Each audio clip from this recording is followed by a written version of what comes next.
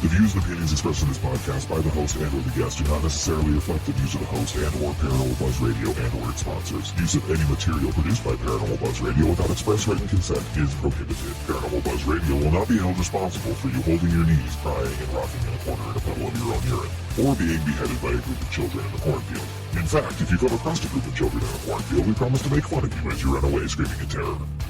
Listener discretion is advised.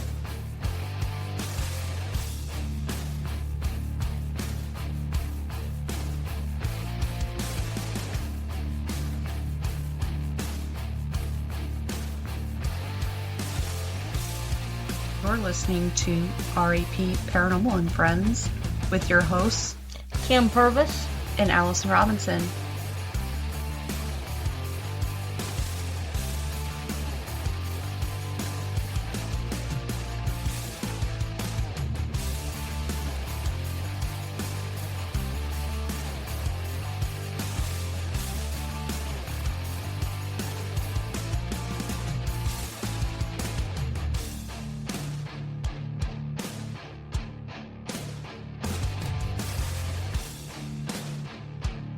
Make sure to check us out on our Facebook pages, REP Paranormal and Friends and REP Paranormal Busters, for up-to-date show information and events.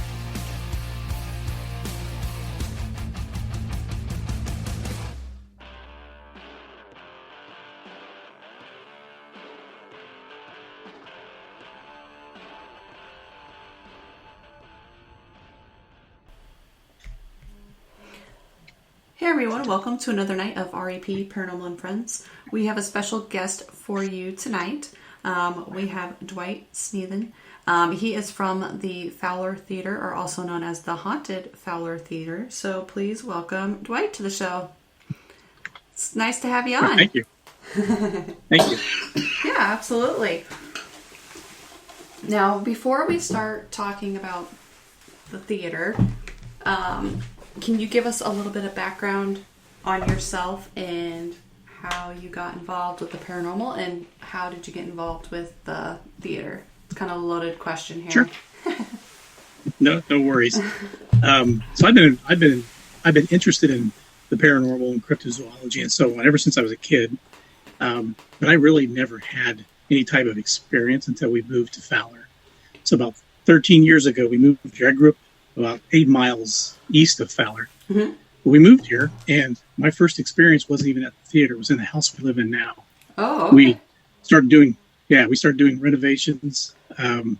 We'd hear noises, we'd hear voices, knocks on doors. My boys would hear, they were little at the time, they would hear someone say their name while they were playing in their bedrooms by themselves.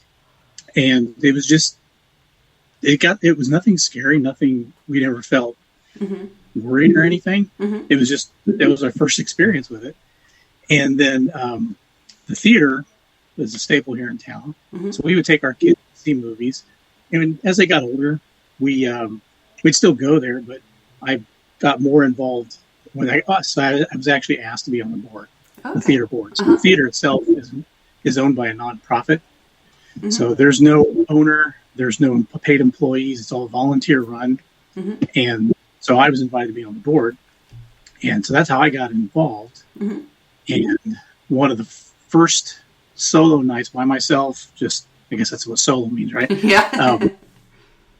I was working the theater and I closed up. I sent some people home and I'm in the office and I go to put money in the safe and I hear this noise outside the office door.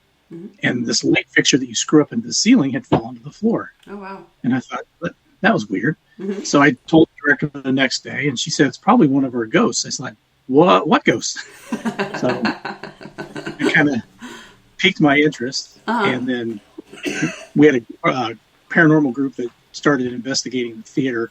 And I was there one of the nights they investigated. And I apparently asked them so many questions. They finally got sick of me asking questions. So they invited me to be on the team. And that's how I got my paranormal. That's how I got on my first paranormal team, a group called 765 Paranormal. I've got a technology background, so I worked on a lot of the IT stuff. Oh, very cool. And so that's how I got really involved. And then I started My Haunted Fowler because as I would post things about the theater, people would say, "Oh, did you know this? Or what about this building or this location?" We found out about a haunted house, an old abandoned haunted jail that's in town still that we investigate now, a museum, a church. And so I'm like, this whole place is haunted. So I started My Haunted Fowler. Oh, wow. That's insane. Now, when was, now this theater, was it built in like the 1940s or something like that? Yeah, it was actually built in 1940. Okay. So where it sits today, there was a hotel there. Okay. And they tore down the eastern third of the hotel to build the theater. And so we believe there's paranormal history tied to that hotel too, because it was built in the 1880s. Oh, yeah. So, you know, we have things happen at the theater that makes us think it's like a manager who had killed himself in the 60s. But we have other things that happen that we don't really correlate to anything that we know about the history.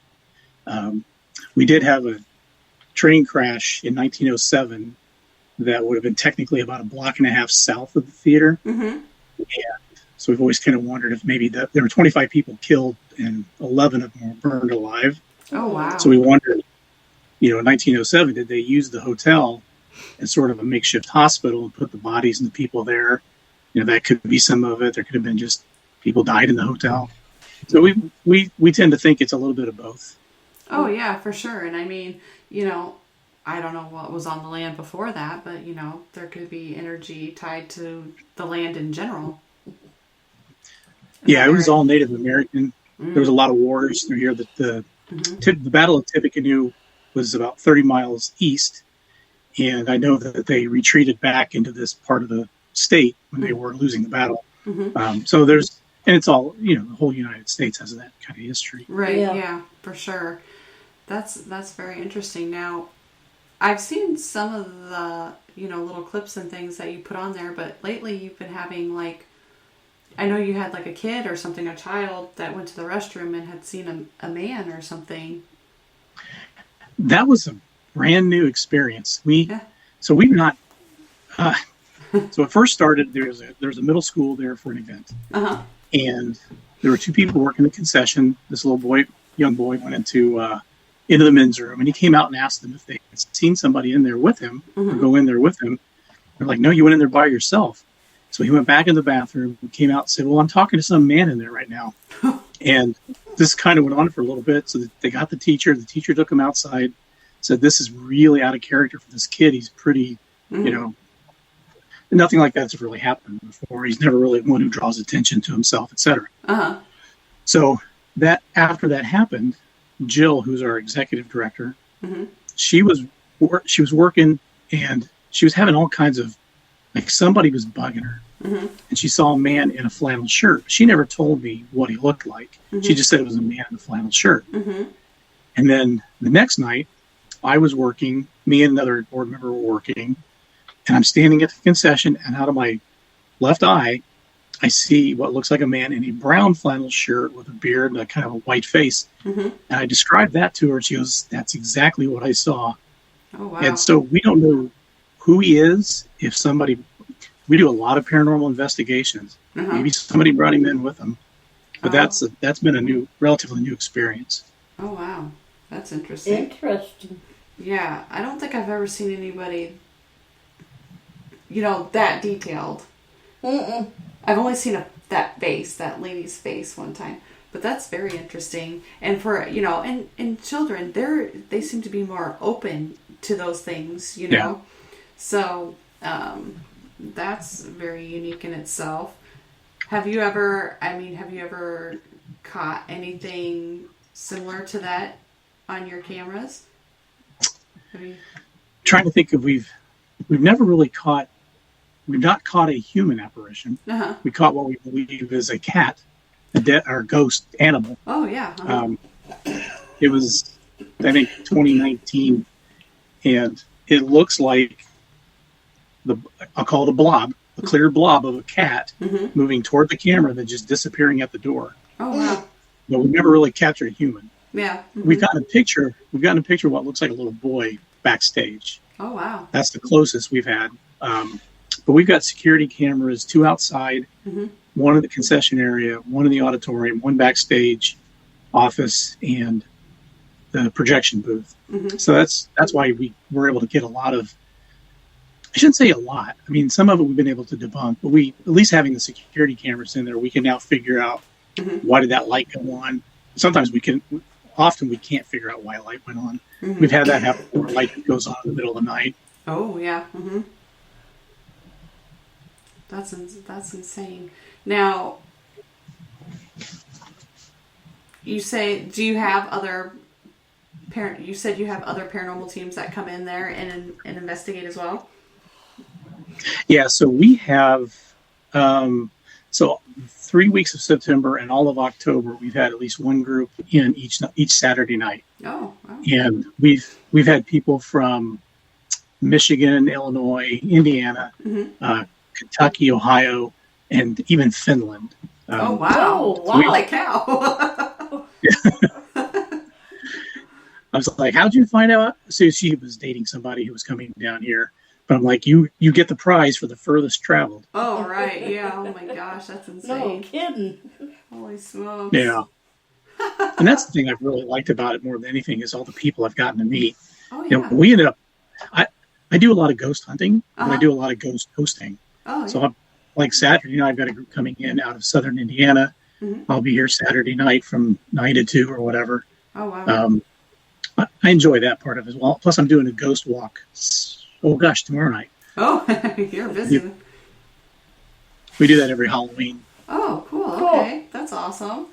Now, if somebody, let's say if one of our listeners wanted to book this place, how would they do that?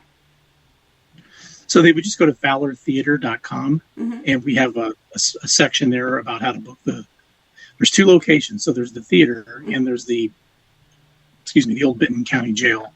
Oh, okay. It was, so we've got access to both. Oh, sweet. And the jail was built in 1876. Oh, wow. And it's a solid building. Now, there's been recently I found an article, and I thought it was 1876 till today, but the article says it actually burned down in 1880 and was rebuilt. But either way, it's still a solid building. But we had a lot of sheriffs over the years. Back in the olden days, who knows what kind of justice went on there. Oh, we had there was a news article from 1964 with a local newspaper. They interviewed a former sheriff, and he gave him a tour of it down in the basement, which they call the dungeon. You can see the holes in the walls, but they used to chain the prisoners up to the wall. Oh, wow. And he said they would leave them there until they confessed or went crazy. Oh, my gosh. That's... It's 2 great locations. Oh, yeah, for sure. Oh. Yeah, I know. Kim, we need to make a trip. It's time to road trip again. Time to road trip again. Where are you all out of? We're from Iowa. Oh, yeah, you're just around the corner. Yeah, we're not too far. Not too far. We went to Indiana last year. We went to Indiana State Asylum. The sanatorium. Okay. The sanatorium. Yeah, we went there. Yeah. But yeah, that would be awesome to do too. Yeah. I haven't done too many jails either, but that would be another one. Now, you say you do paranormal investigations now. Have you ever traveled out of state, or you just keep it around those locations? I haven't gone as many places I'd like. I went to Randolph this August in Winchester, Indiana, and that is a neat building just from the history itself and the size of it. The Crown Point Jail, Crown Point, Indiana, where John Dillinger was locked up. That was a very active place. So I've been getting more people to help me do the paranormal investigations we do here, so that I can, have a life on the weekends. Yeah, for sure. So I like to go. One of my favorite things we did, though, actually, was 2 years ago. We went on a Bigfoot hunt in southern Indiana, and we took our paranormal equipment. So we were trying to see if we could connect. And I gave the guy a theory. I said, what if Bigfoot isn't real anymore, but we're seeing the spirit of Bigfoot roaming? Because if the Bigfoot was humanoid and animals have spirits, maybe we're seeing that. He liked the idea. I've also heard like interdimensional, like they can travel between dimensions too. I've heard that too. So I don't know. Who knows? But that's one thing I would like to do. And I'm pretty sure when we were at Indiana State this summer, there was something going out in there. We could hear knocking on the trees, and you could see the movement, but it was only on a certain tree. And every time we would holler and yell to try to spook it, to see if it was an animal, that would run out or whatever, but it just kept doing the same knock on the same tree. It was very bizarre. There was a lot of weird noises coming from that area, and I'm like, oh, that'd be so fun just to be able to sit out there and that's one thing I haven't done yet. I would like to go out and search for Bigfoot. Yeah, that was cool. And southern Indiana is a lot more wooded than people realize. Mm-hmm. Northern Indiana, bean fields, cornfields, not much in terms of forests and hills. Yeah. But you go to southern Indiana, you're getting closer to Kentucky. You're getting down by the Ohio River. Lots of places to hide down there. Oh yeah, for sure. Now, what's one of your most memorable things that, like, a piece of data or evidence that you have caught while investigating? So, caught. That's okay. My most unnerving moment was in the basement of the jail. We had a group in there, and we had an SLS camera pointed down a short hallway. And I'm watching the camera, and I see this black mass go down. We have two doors laying on their side. They're like original front doors of the jail. And this mass just goes down the length of the door and goes behind it. In my right ear, I hear heavy breath. And I go, hey, Pete, did you see that? Thinking my friend Pete was behind me. Oh, yeah. Nobody was behind me. Oh, my There was gosh. nobody there. Oh, my gosh. So that was probably the thing that freaked me out the most. Captured, I would say, I think for me, what felt like the coolest thing, we did a documentary on the theater a few years back. And when I met the director there that night, we were going to preview it on the big screen, make sure everything worked just fine. So he's already parked there. I pull up. We go in together. We go in, turn all the lights on. We go over by the men's bathroom, and he's telling me about the investigation the weekend before where they did some final filming. And I'm standing toward the bathroom door. I'm staring at him, but I can see into the men's bathroom. And he's very expressively telling me, and then Justin pushed on the door, and before he could say anything, I yelled, "The water's on," and the water was not on when we got there. And so something had turned the water on. That's been a regular occurrence. The water falls being turned on. Oh, wow. So that was. I wish I'd have seen it in the moment. Then we do the preview, and he leaves, and I lock up. So I'm in the projection booth, and I hear. I swear it sounds like a movie playing in the auditorium. I know there's no movie playing. So I thought, well, maybe somebody's here. So I call out, hello. Nobody answers. And I go home. And I thought, well, I wonder if I would have caught something on camera. So I go back and I listen to the cameras, and I don't hear anything in any of the cameras. And I get to the office camera. And it's just me. And I don't sound feminine, I don't think. But I hear... after you can hear me say hello, and then you hear a woman say, "Someone's here." Oh, wow. And it caught on the camera. Oh, that's so cool. that was, and I will say the creepiest joint activity was with my wife. So we were in the theater, we're working. There's like 6 or 7 of us, and it was right during COVID. So we were using walkie-talkies to tell people like how many rows are available, etc. Right. So she's in the ticket booth, and we have 3 walkie-talkies. I'm walking somewhere in front of the camera, and she comes out and says, "Did somebody call me on the radio?" I'm like, "No, just no one did anything." And so she's sitting out, and you can see her on the camera. I go outside thinking maybe somebody's messing with her, and I come back in. I walk past her, and on her radio, you hear Michelle. And her name is Michelle. Yeah. Oh my gosh. Everybody just like looks. And it didn't come through on my radio, just hers. And so I went to the booth and I asked one of the workers, "Is that other radio on?" No, it's off. No one was even using it. And then as I turn around, you hear on her radio, Michelle. Oh gosh. And on my radio, nothing.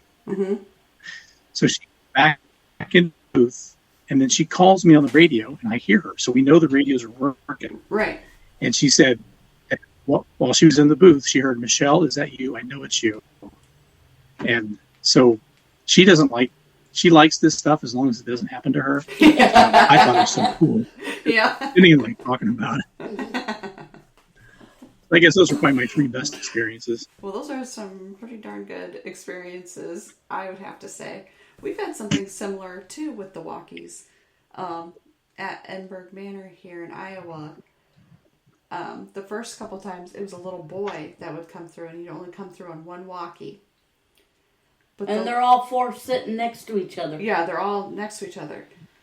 Now, the last time we were there, we were setting up, and only through one walkie, there was a guy who came through, and he said, "Get me out of here." And it only came through the one walkie. So we're like, okay, we're going to take one around with us as we're going, investigating. And we got some weird noises through there. But there was a question, I can't remember what question I asked, and when I went back to listen to my recorder, they responded through that walkie. And it was the same guy. I don't know. It was very bizarre, but so I mean, and they've only done that at Edinburgh. They've never done it anywhere else. Yeah, we haven't had it done. Yeah, Really? at another location. Just Not yet. one place. Yeah. That's cool. Yeah, so I mean, you can pretty much use anything as paranormal equipment. I was going to say, nobody else in the world but paranormal people go, "That's cool, that's awesome." I know, right? It's freaking everybody else out. It would freak everybody else out, but yeah, we were like, "Oh my gosh, this is so cool." But yeah, do you have a favorite piece of equipment that you like to use?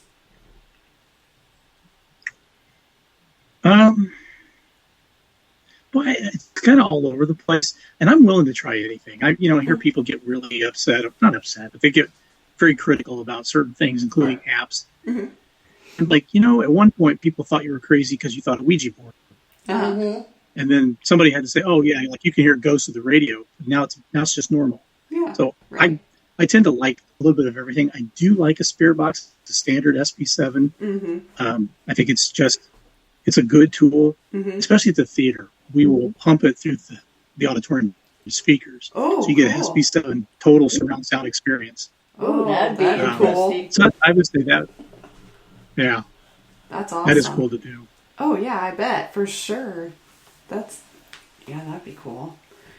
Now, The digital voice recorder is always fun too, because when you pick something up that no one else heard, I think it's just the greatest. oh yeah, for sure. Yeah, that's one of my favorite things too. Is the recorder. We also like to use the tripwires. Those are fun to use. We get a lot of activity with those, but And our music box, we get a lot of activity with it. oh yeah, the music box, yeah, is another good one. Yeah, I do like the music. Oh yeah, for sure. I'd like to get another one of those, but not the expensive one. Maybe a cheaper knockoff Go version. cheaper model this time. Yeah, right. Now, yeah, go ahead. Have you seen? So there's an app called Spirit Music Box by Spotted Ghost. It actually works really well on a phone, and it's all based on movement, light, vibration. You get too close to it. Some phones aren't always compatible. But it builds a lot of apps that are designed to work with your device and its features. So it's a good cheap Spirit Music Box. Oh, I guess I haven't looked into that one. I'd have to I'll have to check that one out. Yeah, Kim is our one that keeps, because we'll use Necrophonics. We've used Spiritus. We've tried Spiritus. That one's not. We didn't have much luck with that one, but Necrophonics is pretty good. Now, with the theater, I mean, I know you do paranormal stuff, and you have other things. You have movies, and you do other events. Have you ever thought about doing like an expo or anything there? Have you ever done anything like that? We have had this year was our third because of COVID, our third paranormal convention. Oh, okay. So we call it Freak Out Fowler. Oh. We didn't have as many vendors this year, but we did an exciting one this year.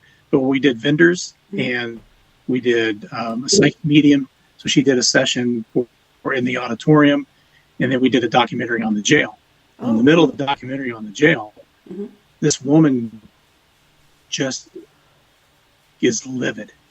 Oh man. For like what's going on here? She was the niece You're cutting out. of the girl Let's see. was I think you're cutting out a little bit here.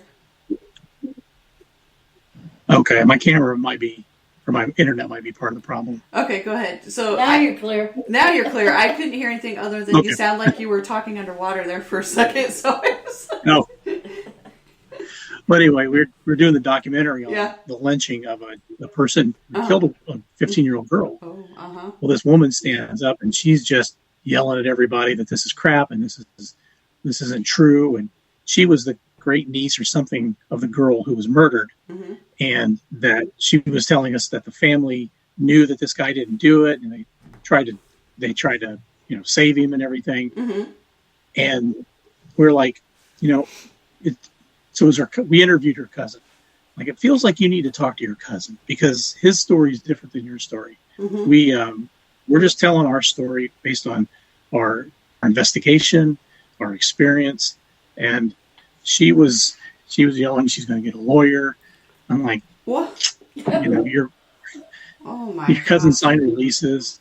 Yeah, we haven't heard back from her since. I think she just needed some attention. Oh wow, that's insane! Oh my gosh. Well, you get all kinds when you have events Yeah. like that, and expos and everything. You never know what you're gonna get. The cool part was that we went ahead and showed Poltergeist that night. And then we did a ghost hunt afterwards at the jail and the theater. So we pretty make it a whole day of that. Oh, that'd be cool. Yeah. Oh, that's cool. Yeah. I was just looking here at your thing. Oh, it looks like you have some, like, oh, tomorrow you guys are playing The Nightmare Before Christmas? Yes. All right. With the actors strike right now, we have a little more flexibility on the show. Okay, gotcha. All right. That's awesome. I was just kind of looking through the Yeah. website there. Yeah. To see. We were hoping we were going to get The Exorcist, but that didn't work out. Oh, man. That's a bummer. But, hey, The Nightmare Before Christmas is an excellent choice. I love that movie. Yeah. You can play that for Christmas or Halloween. You can go either way with that one.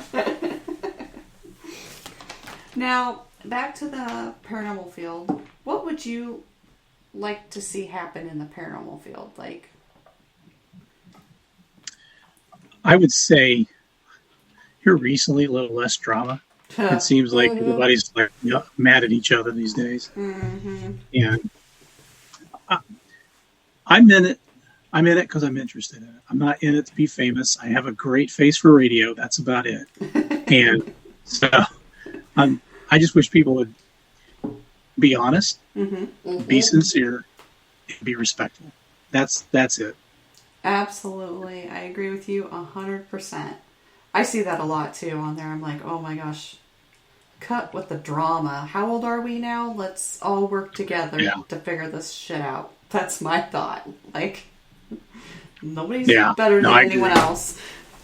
We're all in it to, learn from this and figure out why these spirits stay here, Ken. Yeah.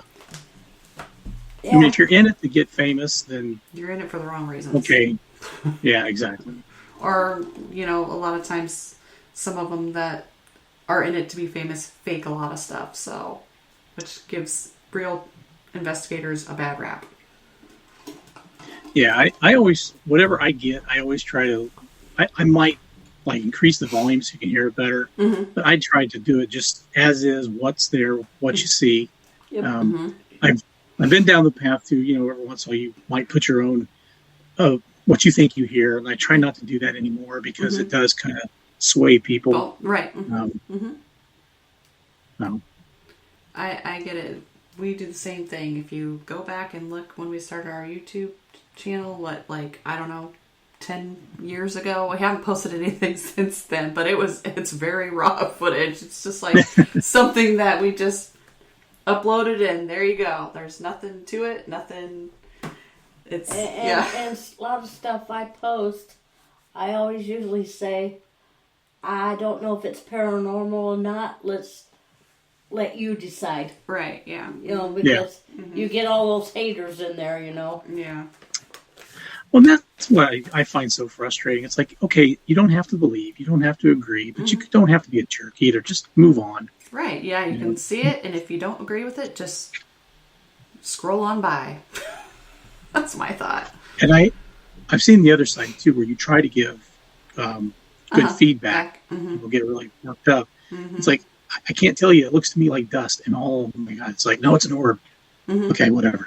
I mean, and early on, I did the same thing. I'd see some cool looking movement on the camera, and now I look back and go, yeah, that was dust. That was a fly. Now I know better, Right, and I'm yeah. learning. I'm always learning. Exactly. You're always learning. We're all still learning on everything. Right, yeah. Nobody has figured it out. Exactly. Whether they like to think they have or not. They haven't. Like, everybody's learning. I mean, it's a big puzzle, and who knows if we will ever figure it out. But, you know. We're having fun doing it. We're having fun doing it, that's for sure. Well, and that's the other piece too. Is I like the learning. I also like the history. Just learning about a location, learning about what's happened to in that space. Right. And if you can help too, save a building that's struggling or. Oh, right. Yeah. Absolutely, for sure. Because so many of these historic buildings just get torn down, and it's sad to see them go because it's part of history. Yeah, because we put a lot of money, time, and effort into saving the theater, and we've had buildings like right across the street. There are 2 buildings remaining, and literally a year and a half ago, one of the buildings collapsed in on itself. We have a park next to us that used to be a row of buildings.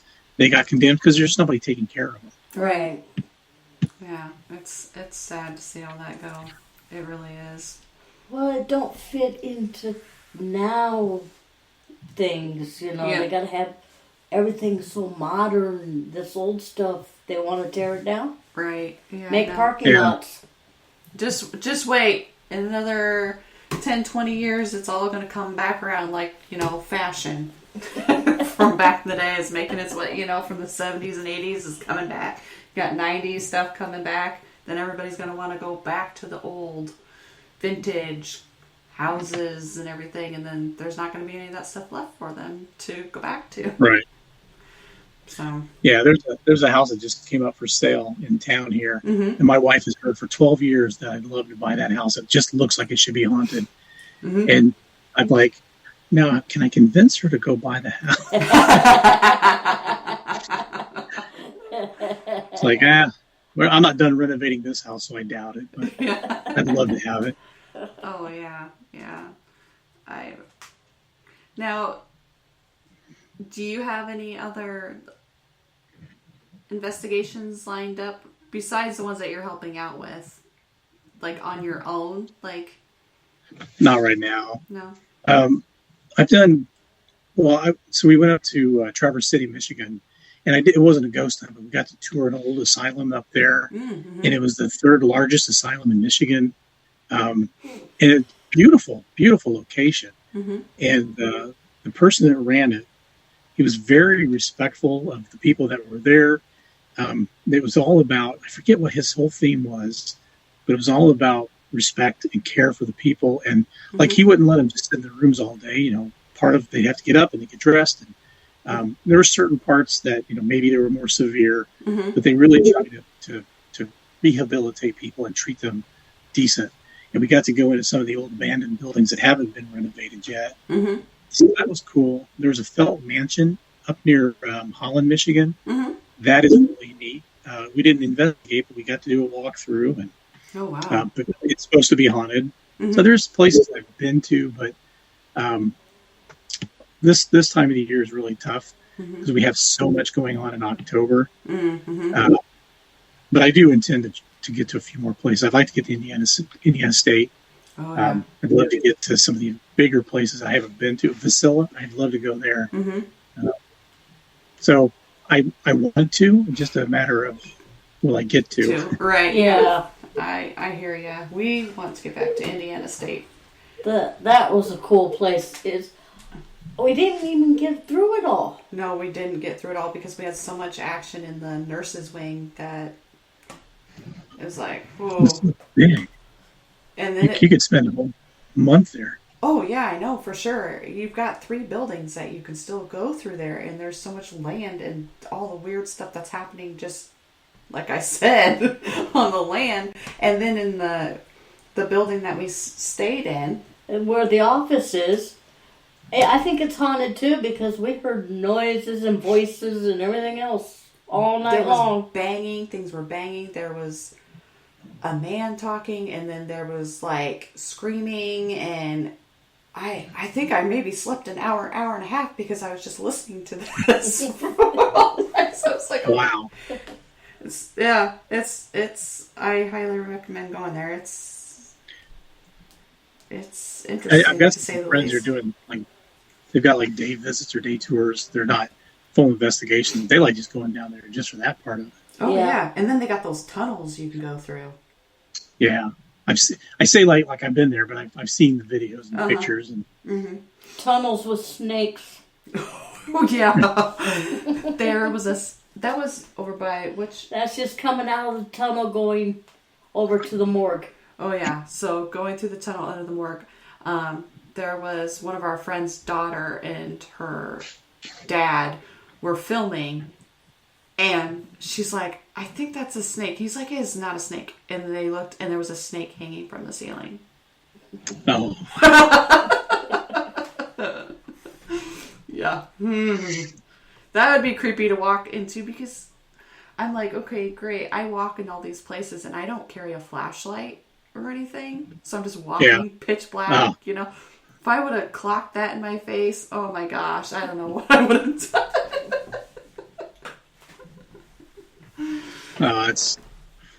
that's great. You probably woke thought it up? was a fake snake. Oh, something, or just something hanging from the ceiling, you know, not thinking that it was a snake, but... Now, do you have any places, locations that are on your bucket list, like anywhere in the world that you would really like to go to if you could? I've got a couple of friends that have gone to Transylvania. I would love that. Ooh, yeah. They went to Dracula's castle. I think it was 2 year. Well, I don't remember. I think there was still lots of restrictions and things, but the Stanley Hotel would probably be my dream visit. Oh, that would be a good one too. A lot of people have talked about that one. Even last week, our guest said that he would like to go there. So I'm a big Stephen King fan too, so that's some yeah. of it. It's just that connection with him. Oh yeah, Stephen King. Yeah, I like to watch all those, and I've watched both of the Shining movies. Well, my son was asking me about Stephen King, and I didn't realize how many of his books I actually read because I don't read a lot of books. Yeah. But when I thought back, I'm like, God, every book I read was all Stephen King. Oh man, that's That would be that to me. That would be cool. That would be like a. I wouldn't mind. I wouldn't mind. That sounds stupid. I would love to. Like the Southwest. I think the Southwest has so much. You know, there's the Clown Hotel or Motel out that way. Oh yeah. Tombstone, places like that. I think would just be really cool to investigate. Oh yeah, for sure. That'd be cool. We're trying to, you know, spread our wings and go to some different states because we usually just stay in Iowa, but So far we've been to Illinois and Indiana, in Kansas, Kansas, yep. So we're working our way. we're working our way. Working our way out of I haven't made it Iowa. out of the state. What was that? For a true ghost hunt, I say for a true ghost hunt, I haven't made it out of the state. Yeah. I've been to haunted places in Michigan, but it was like during the day with tourists. Yeah. Oh yeah. We're in the process of booking Randolph. Oh yeah. Have you been there before? No. Oh, it's awesome. You're gonna love it. That's what we hear. So we're hoping. Fingers crossed. These last new places that we've gone to, Ashmore and Indiana. I loved Ashmore. I want to go back to Ashmore. Oh yeah, that was insane there too. So I don't know if something was thrown at me at Randolph. I just remember being in the doll room. I think it was a doll room. and I hear something hit the floor. No, it was a toy room. It wasn't the doll. There's like a toy room and a doll room. But I'm running my camera, and all of a sudden I hear tick, tick, tick, something like hit the floor. And that could have just fallen from the ceiling, but it was an interesting experience. And then we were doing a tripwire later that night on the other side of the halls, and I'm just taking pictures down the long hall. And I'm going back through the pictures, and it's like nobody. And then one picture, it looks like two women standing there. And then after that, nobody, which was really creepy. Oh, wow. That's insane. I would like to catch something on camera. That's on my bucket list. Like, one of these days, I know we're going to catch something. I see everybody else's things, and I'm like, man, that is so cool. I'm like, I wish I could catch something like that. Otherwise, we just get things thrown at us. And now you mention it, there's a doll room there. It's like, oh, here we go. Dolls don't like you. I know they don't. They always come flying at you. I know. Oh no. We have another place here in town. It's the Historical Society, and they have a museum as a part of it. And they're very particular. I mean, they really only let me and anybody I bring investigate. And that to me it's a treasure trove of just something's attached to these items. So the first time we went in there, we're doing a walkthrough, and I'm running my camera. I don't even notice this until I go back to the footage. It's in a room with dolls, and there's 3 dolls. One doll looks like it was made by a kid, and it was. So when he was 9, he made this doll. There's another doll. His mother made it when she was 9. And then there's this third doll. Well, we're running the camera, and I made this comment about it being kind of this creepy-ass doll. And then as I'm looking back through the footage, as I say that, the doll's head jerks backward. Nobody's near it. Nobody touches it. Well, there's one person, but she's not. You can see her hand is not even on it. Yeah. It just jerks backwards. And the story is that when he was on his deathbed, he had asked his sister to destroy his doll. He didn't want anybody else to have it. She'd instead donated it to the museum. Oh, no. She also donated her aunt's Ouija board that had a... So it was built... It was made like pre-Hitler. It's got a Star of David and a swastika on it. Oh, and you know those two things don't quite go right. together. Yeah, no, they don't. So that's in the museum. And then we were in this military room, and we picked up this army helmet, and underneath the army helmet was a Nazi helmet from World War II. And we put a K2 on the swastika side, the thing would just go crazy. On the other side, nothing. And it was just like it was reacting to that. Oh my gosh. And then we go into this Native American room in our most recent visit, and I'd been there 5 or 6 different times. And the guy I was with, he's got a millimeter on top of the Native American display, and it's just going off and going off, and he can't figure out what's happening. So he puts it underneath. It doesn't do anything. He puts it in the drawer. It's just going crazy. So he's looking through all these papers that are in the drawer. He finds a map. When we pull the map out, it's a map from World War II, Nazi Germany. So we're like, oh no, all these Nazi things are just going, making all the equipment go crazy. Oh my gosh, that's insane. Well, they do say that, some people... things... they attach to specific objects, if it has a meaning to them. Some people just... Next time you go there, you need to learn to speak German, see if anything answers you. Yeah. So what we did, I don't speak German, but we use Google Translate and ask questions in German. Oh, yeah. It didn't result in much. And I'm like, I'm going to do this more often, because the original owner of the theater was a Greek immigrant. So now I'm starting to use Google Translate to ask questions in Greek to see if maybe I can get a response. Yeah, that's a good idea. That's another thing. Do you like to use trigger objects? Yeah, in your I do. investigations? We have in the theater, we have a trench coat and a fedora. It fits a slender man, not me. And we've had people wear that because early on during the renovations of the theater in 2000, people kept reporting seeing a man in a fedora walking around the theater. And in 1940, all the men wore, fedoras and trench coats. And so they think it was the original owner coming back to check and see what's going on. So we've had people wear a trench coat and a fedora as just it's trigger objects to see if we can get any kind of responses. We've had some good results. We played the original movie on the screen that was played in 1940, just to see if we can get some kind of activity from that. We've done, like I said, the spirit box through there. So I do like the idea of using a trigger object. The one time I did try gunshot sounds in the auditorium. So the manager in 1968 shot and killed himself. So I thought, I did on the day he shot himself to see if maybe that would get kind of any responses. So I do like that approach. Are you there? You cut out there for a second. You just froze again, so I wasn't. Oh, there you can go. you hear me now? I can hear you now. Yep. I just said I like that approach, trigger objects. Oh, yeah, for sure. We like to use a lot of trigger objects as well.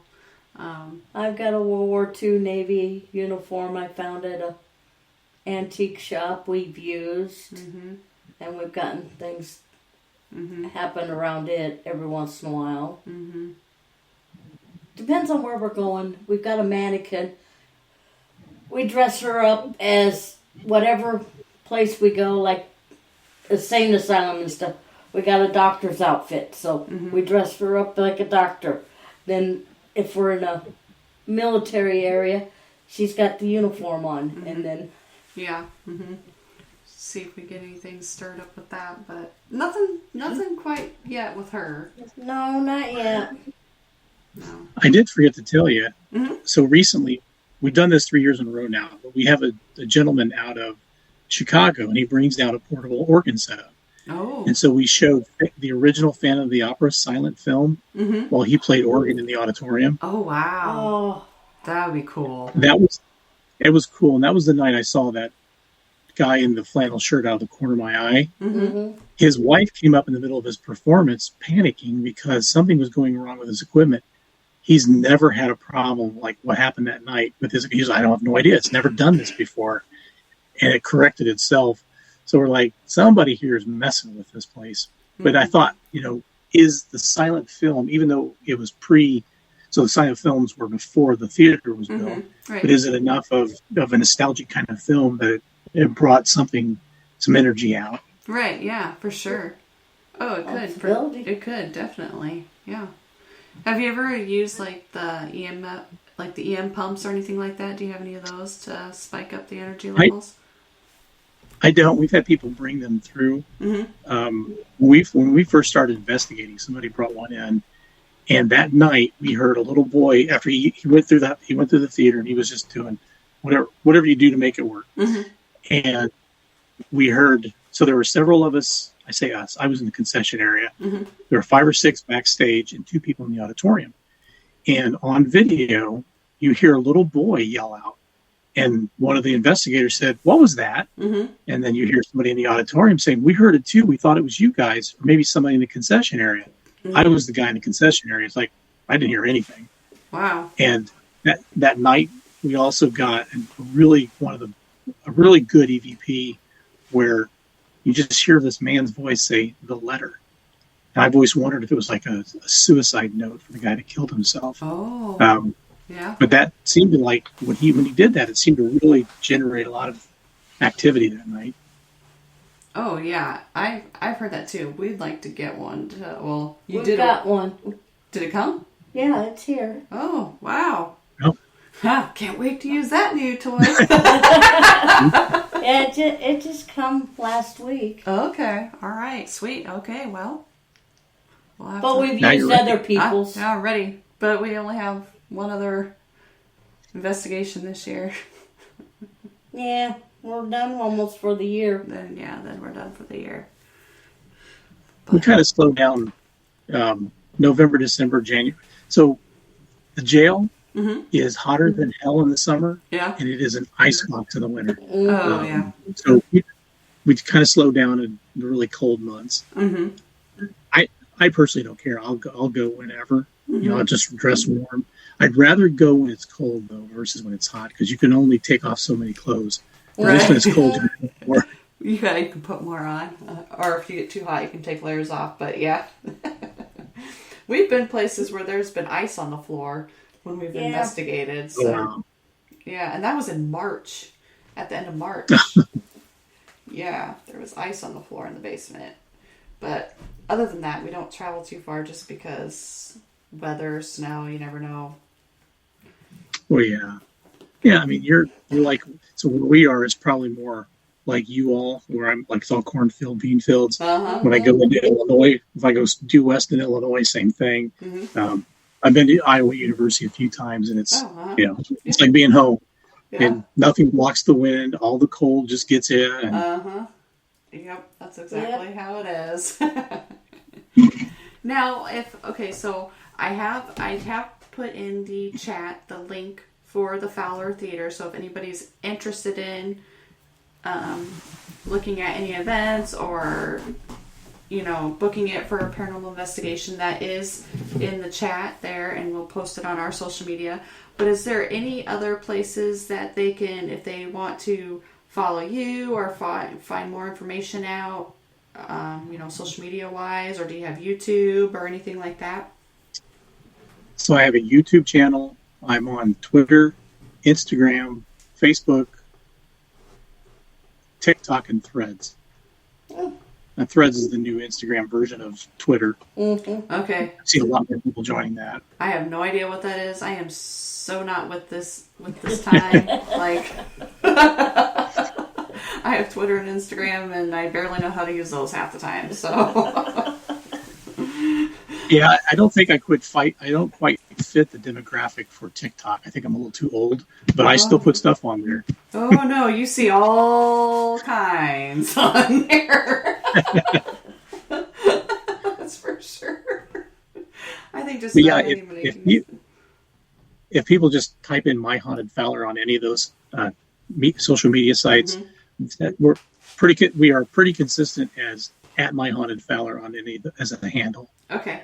I think, because the theater is a little different. Mm-hmm. But you also follow the theater. We are on the theaters on Instagram, Twitter. We don't have YouTube. We're also on Facebook, and we post a lot of stuff for the theater itself. Mm-hmm. We've had people come down from near Michigan for events that we're doing. Mm-hmm. So somebody gets excited, wants to drive. Oh yeah. A couple hours. We're not that far overall. They come watch. So we're doing a lot of the theaters have done this. We're doing the Taylor Swift movie. Oh, uh-huh. And I didn't know that was a big deal. Mm-hmm. And that tickets were selling as soon as we posted it. Oh, I was like, I bet. It's not my thing. But yeah, not mine either, but teach their own, right? Yeah. Did you guys do the... Oh, and we actually have a... Go ahead. Go ahead. No, you go ahead. I was going to say, we November 5th, I think it is. So there's an independent film that was made, and they used the Fowler Theater for parts of their independent films. Oh wow! We're going to show that at the theater as well. Oh, that's awesome! Yeah. Did you guys do the Barbie? Did you do anything with? Yes. Okay, that's a. We had the best Barbie display ever. Well, so if you go to, I'll put it on your Twitter site. Okay. You'll get to see me in a Barbie box in too. I think maybe I did see it. I can't remember. I might have seen it. I can't remember. I see so many things, but that's what clicked me. I'm like, I know I thought I saw something for the Barbie thing, because that was a big thing this summer too. The Barbie thing. I haven't seen the movie yet. I haven't either. But, So what we did, there's a husband-wife couple that made it, and it's all wood exterior. Uh-huh. They had the Mattel pattern. They cut it out. They had Barbie cut out on the chicks. I mean, it's like it is, to me, it's one of the best things I've ever seen. Uh-huh. So now, there's not a lot of Barbie reuse. Mm-hmm. So now we've been using it for other things. We made it. We put Paw Patrol all over it. But for our Halloween this weekend, we're actually going to have it's going to be used as an entrance to come into the theater. Got a giant inflatable spider that's going to go over the top of it. You got to hide the paint because it doesn't quite fit the Halloween theme. Right? Yeah. Hey, we had a lot of fun with that. Oh yeah, for sure. Yeah, you got to put it to use. Somebody's put in the work for it. You might as well get more use out of it. Yeah. So, excuse me. Before we wrap things up, I'd just like to thank everybody for listening to us tonight. We appreciate each and every one of you. And like to thank our guest, Dwight Snethen of the Fowler Theater, for joining us tonight. It was a pleasure talking to you. And make sure you guys go out and, support your local businesses and, help them out. A lot of these places, we don't want to see these historic sites go to the crapper. We'd like to keep them around. So, go out and help them and promote them as much as you can. And once again, thank you so much for being on. And we'll make sure that we post your information on our social media so you guys can check that out on there as well. And once again, thank you so much for being on tonight. We appreciate it. Well, thank you, and I appreciate both of you having me.